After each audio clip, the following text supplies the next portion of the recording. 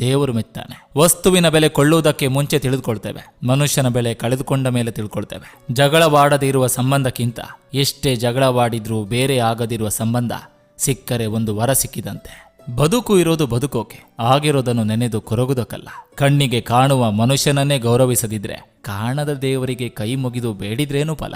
ನಗುವಾಗ ನೋವಿನ ದಿನಗಳನ್ನು ಮರಿಬಹುದು, ಆದ್ರೆ ಅಳುವಾಗ ಸಂತಸದ ದಿನಗಳನ್ನ ಮರೆಯಲಾಗದು. ಯಾಕಂದ್ರೆ ಸಂತಸದ ದಿನಗಳು ಮತ್ತೆ ಮತ್ತೆ ಮರುಕಳಿಸೋದಿಲ್ಲ, ನೋವಿನ ದಿನಗಳು ಅಷ್ಟು ಸುಲಭವಾಗಿ ಹಿಂತಿರುಗೋದಿಲ್ಲ.